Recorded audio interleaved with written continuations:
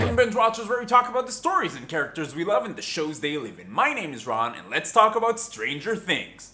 Again, Stranger Things just stole everybody's hearts in the last few weeks, and it's actually doing pretty well on the Binge Watchers Awards poll in both categories that it's in, Outstanding Online Original and Most Binge-Worthy. It's in the fight. If you haven't voted yet, link in the description. So I had this whole Stranger Things spoiler video all planned out, I had the script for it and everything, and then I realized two fundamental truths at the exact same time. Number one, pretty much every channel on the YouTubes did a video explaining every little thing about Stranger Things, and I was kind of rehashing a lot of those things. By the way, link in the description to a great spoiler video by Foundflix explaining all kinds of cool stuff about the show. Number two, when I removed all of that stuff from the script, I noticed that I essentially just wrote a video about Dustin, and I am very okay with that because I kidnapped Dustin and he is now my son. Did I say kidnapped? I meant picked up from school like I always do. So yeah, let's do this. Top 5 Dustin moments. Number 5, Lando! While Elle is obviously not a traitor because friends don't lie and she is incredibly awesome, it does take Dustin a while to trust her. The Empire Strikes Back was released 3 years before the Stranger Things story begins. So while I'm certain that Dustin will remain a wonderful nerd well into his 40s,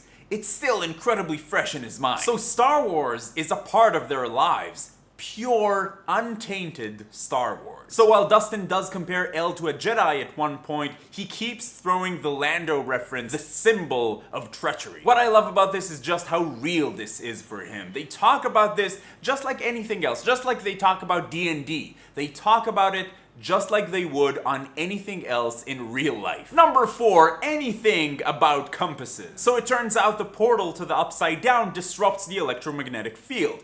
Best person ever Dustin figures out that compasses in that area are not pointing to true north, but they're pointing to the portal, the source of the disruption. And the scenes of Dustin just explaining how compasses work to the other guys and being in shock at how they don't get it. Are you seriously this dense?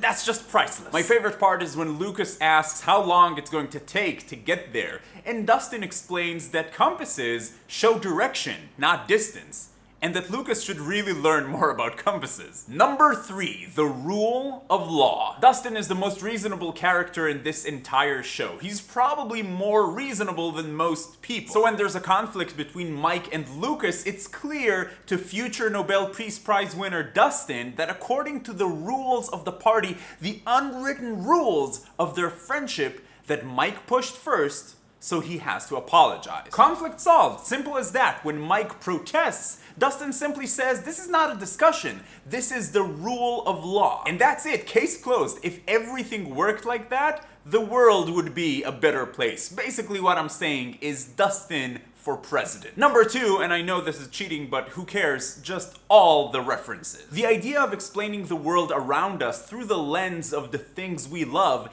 is how many of us live. We put these things into some sort of framework so they would make more sense to us. Future Galactic President Dustin and Mike and Lucas are kids, so their suspension of disbelief on pretty much everything goes further than your average adult. So he asks things like, was Elle born with her powers like the X-Men, or did she acquire them like Green Lantern? He even appeases both Marvel and DC fans. There's no conflict this guy can't solve. He makes sense of how Elle is channeling Will because he says, oh, it's like how Professor X would do it.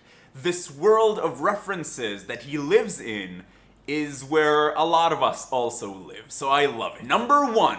Curiosity doors. Human fountain of awesome Dustin is a smart kid, but he doesn't just know a lot of stuff. No, he also knows how to get a job done. That scene where Dustin calls their teacher to ask how to build a sensory deprivation tank, and the teacher understandably says, let's talk about this not in the middle of the night. And Dustin gives him the curiosity door speech. Why are you keeping this curiosity door locked? I love this moment so much because it just represents everything this amazing character is. He's incredibly clever, but at the same time, he's just a kid, like a real kid, not a TV kid. Okay, honorable mention, the chocolate pudding. They're waiting at the school, everybody's super nervous, everybody's freaking out. This is literally life or death.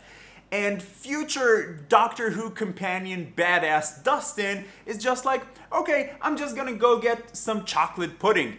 Elle is going to need the energy, which she did. And when he finds the chocolate pudding, he just has to let Mike know about it for some reason. So he screams from the kitchen and Mike is just like, okay. It's just so good. Anyway, I hope you had some fun with this video. I certainly had a lot of fun making it. If I missed any crucial Dustin moments, let me know in the comments down below, and we'll be back to the regularly scheduled reviews pretty soon. If you're finding Binge Watchers for the first time, welcome! I'd like to invite you to join the Binge Watchers community. Come talk about TV with us. It's a lot of fun. Subscribe to the channel. But in any case, keep binging, and I will see you in the Upside Down.